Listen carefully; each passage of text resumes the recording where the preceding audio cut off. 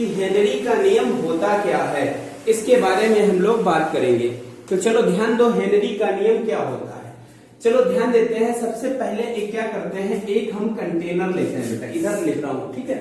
ये एक पात्र ले लिया, इस पात्र के अंदर ये एक द्रव है, ठीक है, ये द्रव है। इस पात्र को थोड़ा सा और बड़ा बना देते हैं, ठीक है, ये पात्र हो गया।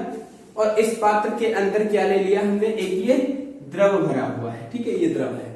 इसके ऊपर एक ये पिस्टन लगा हुआ है और इसमें कुछ गैस है, ये गैस है, ठीक है, गैस। सपोज दैट ये जो भी गैस है, इस ए गैस को हम मान लेते हैं, ये एक ए गैस है और ये एक द्रव है बेटा, द्रव बी मान लेते हैं।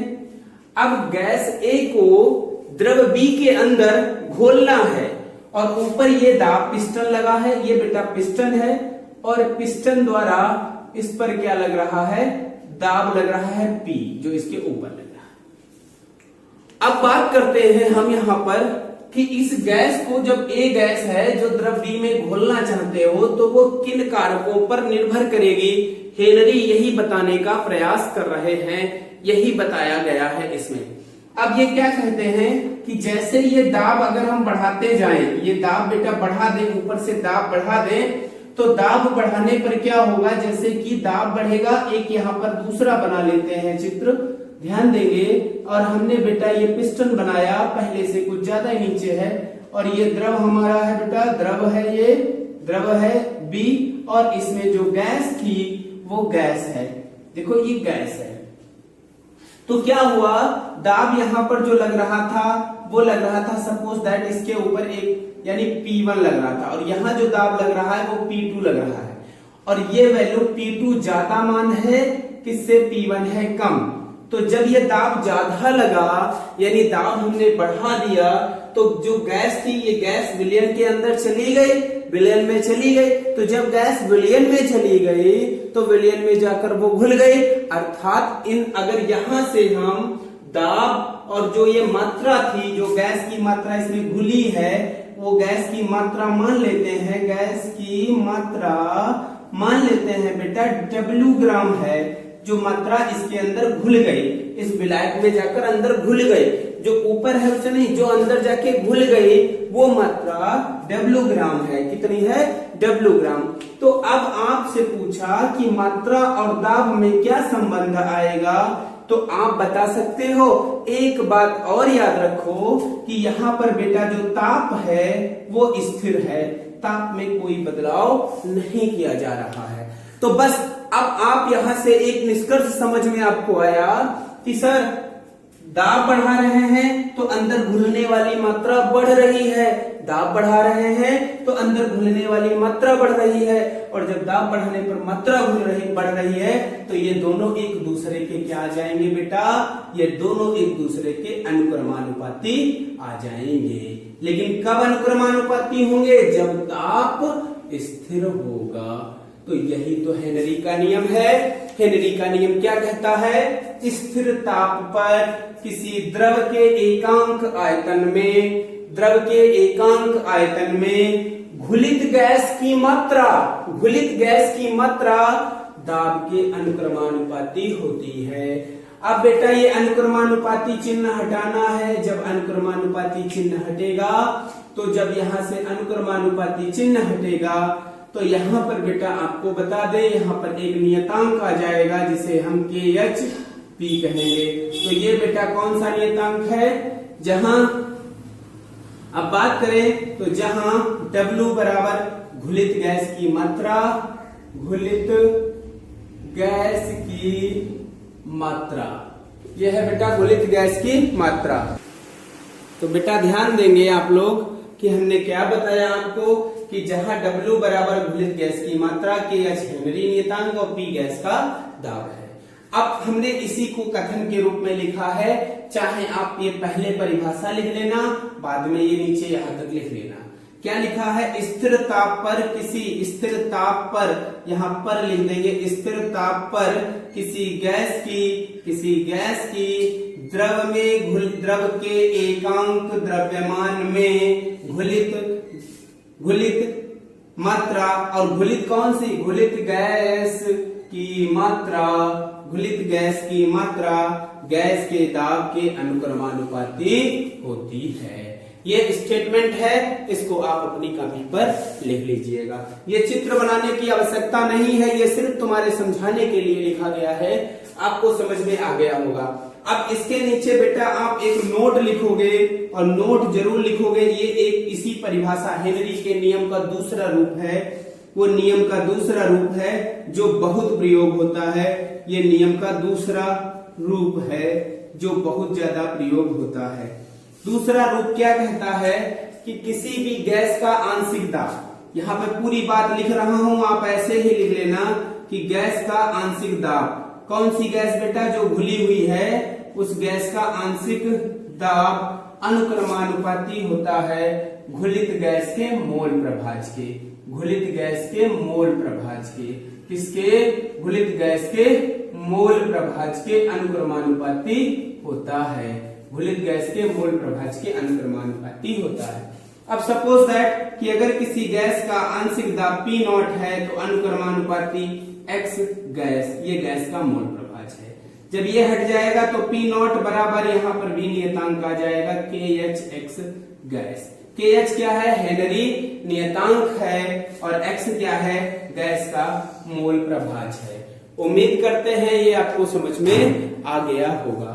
तो ये बेटा हेनरी का नियम था, ये आपको समझ में आया होगा। अब हम बात करेंगे हेनरी के नियम की सीमाएं क्या होती हैं उसके बारे में। ये चित्र साफ कर देते हैं। तो बेटा ध्यान दो, अब हम क्या बात करते हैं, अब हम सीमाएं यानी नियम की सीमाएं, हेनरी के नियम की सीमाएं। तो बेटा हेनरी के नियम की सीमाएं क्या है, ये हेडिंग डालेंगे आप और लिखेंगे अपनी कॉपी पर। तो हेनरी के नियम की क्या सीमाएं होती हैं, आप सभी लोग ध्यान देंगे, एक एक करके हम चर्चा करते हैं। जैसे कि हमने बताया है कि दाब बढ़ाने पर गैस की विलयता बढ़ जाती है, तो एक बात याद रखना है बच्चों कि दाब बहुत ज्यादा नहीं होना चाहिए, दाब बहुत ज्यादा नहीं करना है, क्योंकि दाब जब बहुत ज्यादा कर दोगे तो गैस तो जितनी घुलने वाली मात्रा है अत्यधिक मात्रा घुल जाएगी, फिर वो अंदर की कंटेनर की दीवार, जैसे कि समझो कि बेटा ये है, जैसे इस द्रव में अधिकतम मात्रा घुल गई, तुमने पिस्टन पर दाब लगाया, इसके अंदर घुल गए। अब जो गैस है वो दीवार पर दाब डालेगी, और जब दीवार पर दाब डालेगी तो दीवार का दाब बढ़ जाएगा, अंत में कंटेनर ब्लास्ट हो सकता है, फट सकता है। इसीलिए क्या करना है कि हम इसको ज्यादा दाब नहीं बढ़ाएंगे। तो यही ये भी एक सीमा है, एक कमी है, एक लिमिटेशन है। वो क्या है, नंबर 1 हम लिख देंगे यहाँ पर कि दाब अधिक नहीं होना चाहिए, दाब अधिक नहीं होना चाहिए, अधिक नहीं होना चाहिए। ठीक बच्चा, समझ में बात आई कि दाब अधिक नहीं होना चाहिए। एक बात क्लियर हो गई। दूसरी बात, हमें ताप को स्थिर रखना है, स्थिर ताप कह रहे हैं, तो ताप स्थिर रखना है, लेकिन ताप को कम नहीं, बहुत कम भी नहीं कर देना है। तो एक बात और याद रखना कि ताप बहुत कम नहीं होना चाहिए, कम नहीं होना चाहिए। समझ में आया बच्चों? तो ताप बहुत कम नहीं होना चाहिए, दाब बहुत अधिक नहीं होना चाहिए।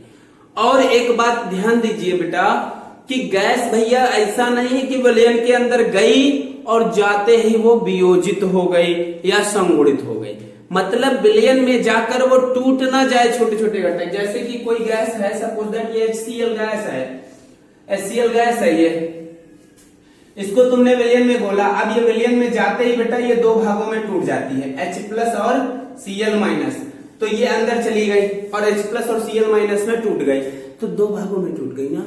जब ये 2 भागों में टूट गई तो ये वियोजित हो गई, क्या हो गई, वियोजित हो गई। तो ऐसा नहीं होना चाहिए कि गैस विलयन में जाए तो वियोजित नहीं होनी चाहिए, डिसोसिएशन नहीं होना चाहिए।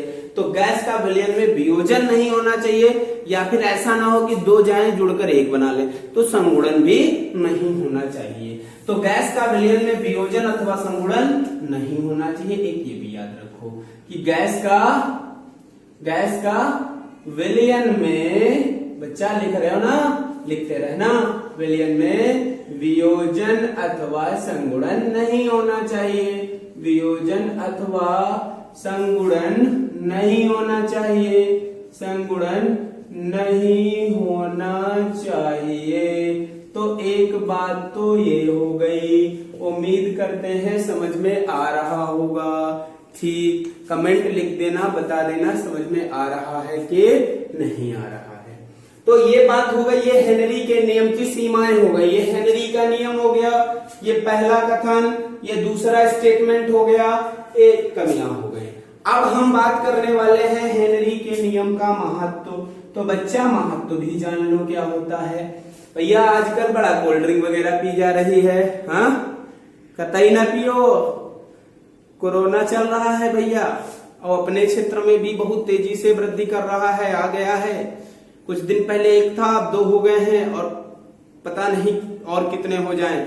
अनावश्यक घर से बाहर मत निकलिए, घर पे रहकर जितना हो सके पढ़ो, बाहर इधर उधर मत देखो, बहुत ज्यादा छत पर चले जाओ, और हाँ ज्यादा चक्कर न पड़ो, समझो। महत्व, तो महत्व क्या है भैया, जो कोल्ड ड्रिंक है या सोडा वाटर है, सोडा वाटर के बारे में आप लोग नहीं जानते हैं, कुछ और लोग हैं विशेष वो जानते होंगे, शायद इसमें जो देख रहे हैं इसमें से भी कोई सोडा वाटर तो जानते ही होगा। पेट में जब एसिडिटी हो जाती है तो हम सोडा वाटर लेते हैं, एंटी एसिड की तरह काम करता है, ठीक है, मतलब प्रतिअम्ल की तरह कार्य करता है, ठीक।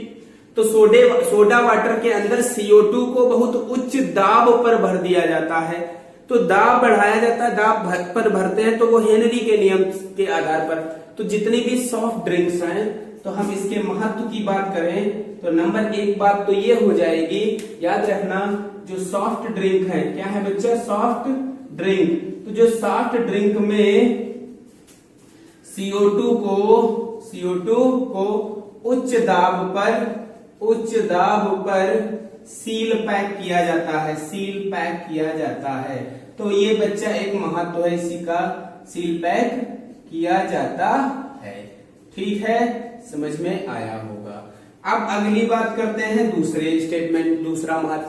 भैया आजकल सबसे ज्यादा इम्यून सिस्टम मजबूत होता है, ये जो कोरोना वायरस है सब हेनरी के नियम द्वारा समझाया जा सकता है, नियम द्वारा समझाया जा सकता है। समझ में आया कि नहीं? तो ये भी बात समझ में आ गई होगी, आशा करता हूं समझ में आ गई होगी। तो ये आपके सामने बेटा पूरा हेनरी का नियम लिखा हुआ है, आप इसका स्क्रीनशॉट ले लेंगे और स्क्रीनशॉट लेने के बाद अपनी कॉपी पर इसे नोट कर लेना। अब इसके बाद हम आगे की ओर बढ़ते हैं और अगला सेगमेंट प्रारंभ करते हैं, ठीक है। तो बच्चों अब हम बेटा अगले सेगमेंट की ओर बढ़ते हैं और बहुत ही इंपॉर्टेंट है द्रव का विलयन। कौन सा? द्रव का विलयन। ध्यान दीजिए, हम लोग अब पढ़ने वाले हैं द्रव का विलयन। तो हेडिंग डालोगे द्रव का विलयन, ठीक है। इसको लिखेंगे लिक्विड सॉल्यूशन। क्या लिखेंगे इसको? लिक्विड सॉल्यूशन, द्रव का विलयन, ठीक बेटा, द्रव का विलयन। तो चलो हम शुरू करते हैं बच्चा, द्रव का विलयन क्या होता है। तो सीधी सी बात है, जब विलय और विलायक दोनों ही द्रव होते हैं तो इस प्रकार प्राप्त विलयन द्रव का विलयन कहलाता है। अर्थात इसमें लिखना चाहें तो लिख सकते हैं, क्या लिखेंगे? जब विलय तथा विलायक, जब विलय तथा विलायक दोनों ही द्रव होते हैं, दोनों ही क्या होते हैं? द्रव होते हैं, तो क्या कहलाते हैं? तो इन्हें क्या कहते हैं? तो इन्हें द्रव का विलयन कहते हैं, द्रव का विलयन कहते हैं, विलयन कहते हैं। तो इन्हें द्रव का विलयन कहते हैं। तो ये द्रव के विलयन होते हैं। जब विलय और विलायक दोनों ही द्रव होते हैं तो ऐसे विलयनों को हम द्रव का विलयन कहते हैं।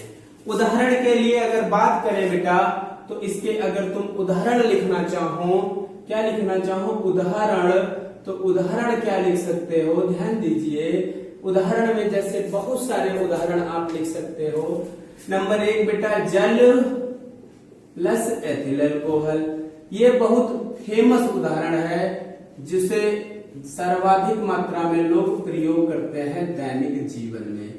भैया दारू जो लोग पीते हैं वह अल्कोहल और कौन सी है, एथिल अल्कोहल और जल तो मिलाते हैं, पैक बनाते हैं, डाल लेते हैं, सब रेडी।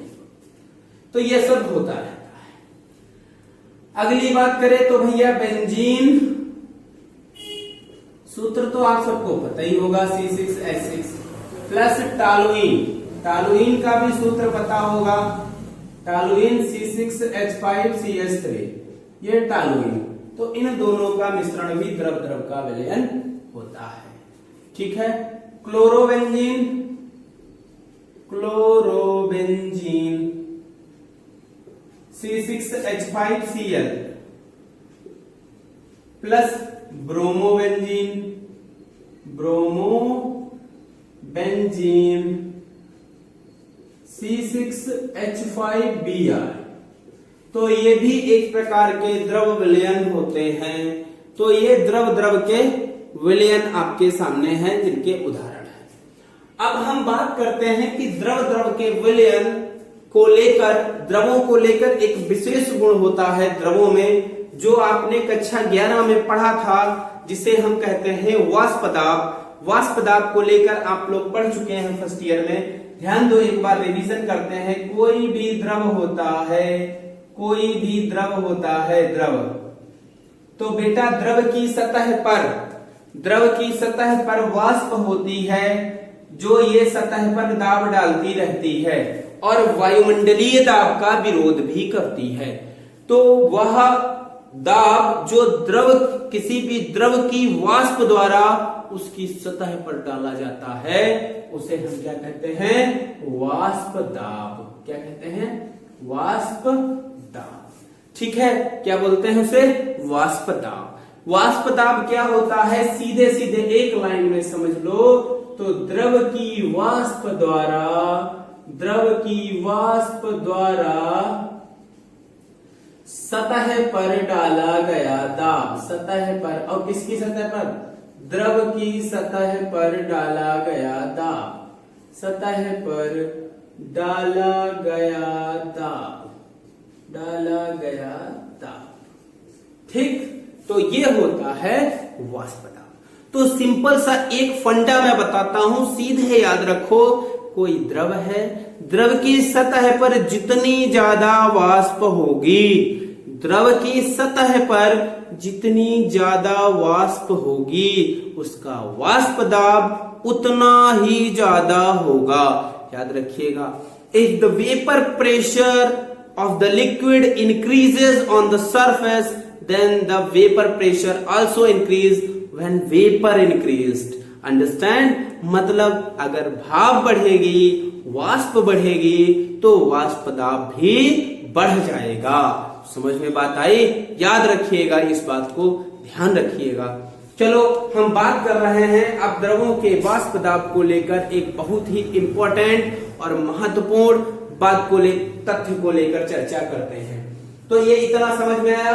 अब देखो द्रवों के वाष्प दाब, और एक चीज मैं बता दूं कि जो द्रव, जितने भी द्रव विलय पदार्थ होते हैं, देखो विलय पदार्थ जो होते हैं, ये लिख लेना कहीं पर बात, कि जो विलय पदार्थ होते हैं ये दो प्रकार के होते हैं।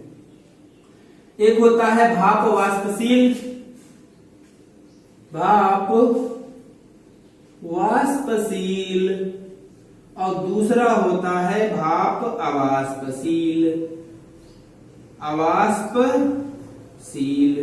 तो एक होता है भाप वाष्पशील और दूसरा होता है भाप वाष्पशील। अब दोनों में अंतर क्या है? भाप वाष्पशील जितने भी द्रव विलय पदार्थ होते हैं, जितने भी द्रव विलय पदार्थ होते हैं, वो सभी होते हैं कैसे?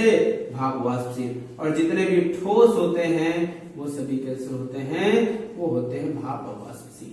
लेकिन क्या यही परिभाषा सिर्फ हो जाएगी कि जो वाष्पशील होते हैं वो द्रव होते हैं और अवाष्पशील होते हैं वो ठोस होते हैं? नहीं बच्चा। तो एक बात और याद रखो, बहुत ही इंपॉर्टेंट है, एक तथ्य क्लियर हो जाएगा अगर ध्यान दोगे तो। एक एक कॉन्सेप्ट क्लियर होता चलेगा, बशर्ते आपको अनुशासित होकर अपनी सीट पर बैठकर ये 35 मिनट हमारे साथ खर्च करने होंगे। मैं आपको गारंटी देता हूं कि एक एक चीज समझ में आएगी। आप ऑफलाइन नहीं हो तो क्या, घर पर बैठे हो, लेकिन आप सुरक्षित हो, आपका परिवार सुरक्षित है और हम आपके लिए चीजें उपलब्ध करा रहे हैं और वो चीजें आपको आसानी से मिलेंगी, हर चीज समझ में आएगी। ध्यान दो, भाप वाष्पशील और दूसरा है वाष्पशील। तो क्या होता है द्रव विलय भाप वाष्पशील की एक और परिभाषा है कि जो भाप, यानी कहने का मतलब जो विलायक के साथ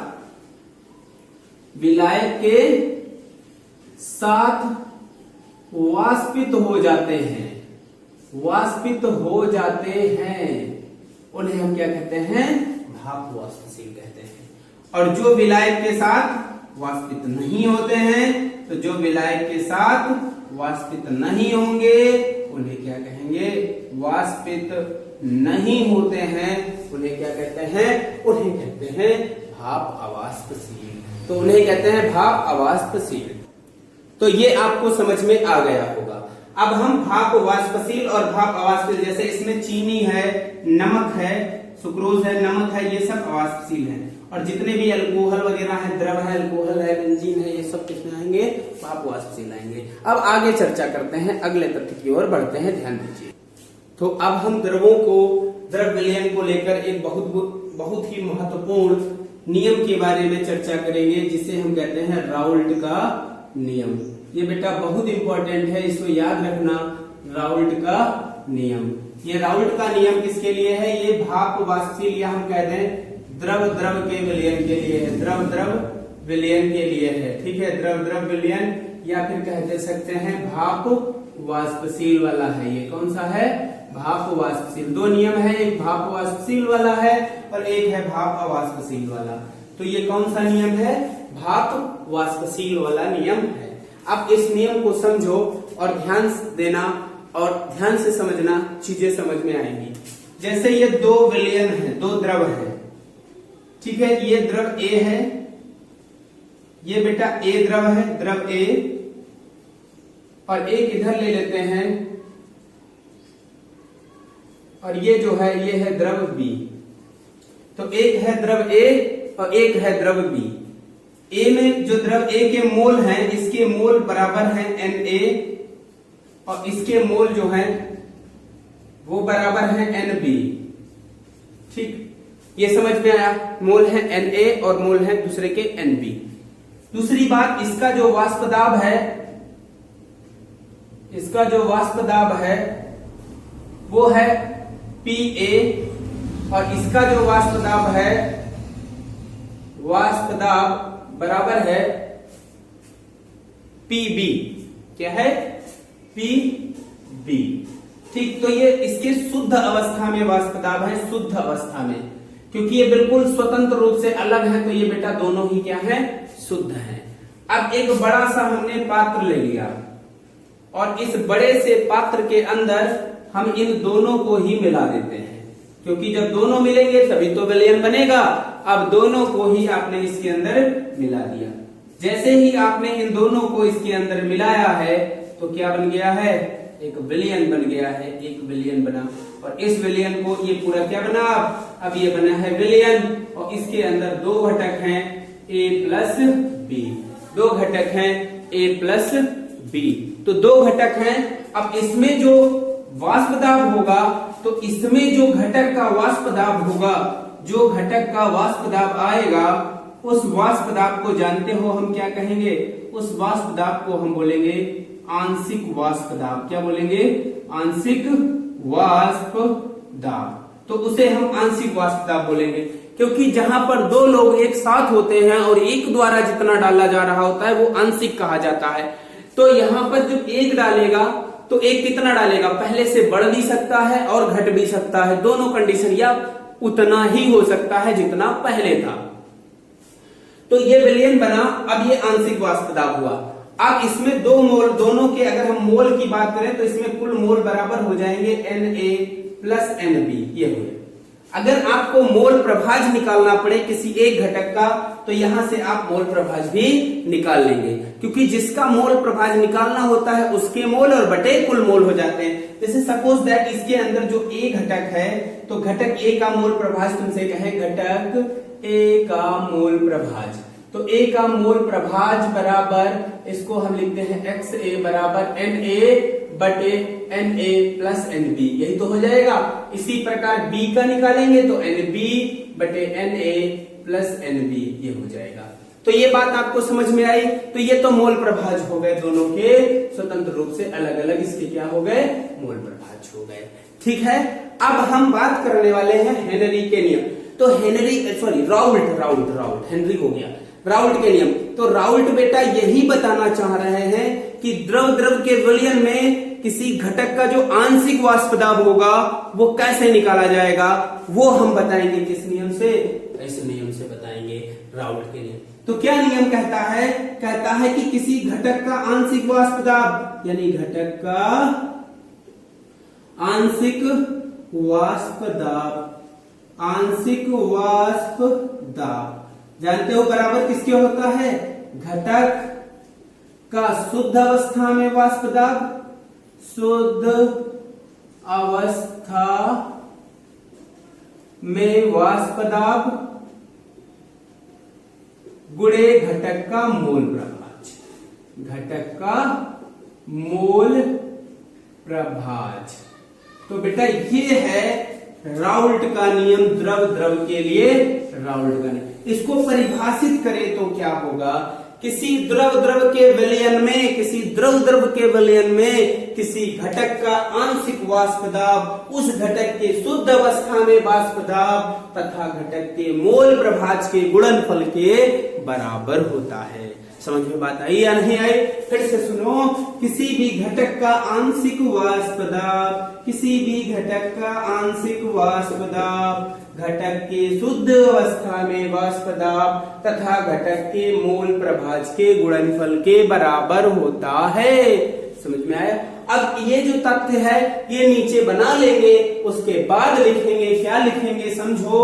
अतः अगर घटक का आंशिक वाष्प दाब इनके क्या हो, घटक के आंशिक वाष्प दाब जानते हो क्या हो, P0A तथा P0B हो, मतलब A का P0A और B का P0B। तो P0A बराबर क्या हो जाएगा जानते हो, शुद्ध अवस्था में क्या है, Pa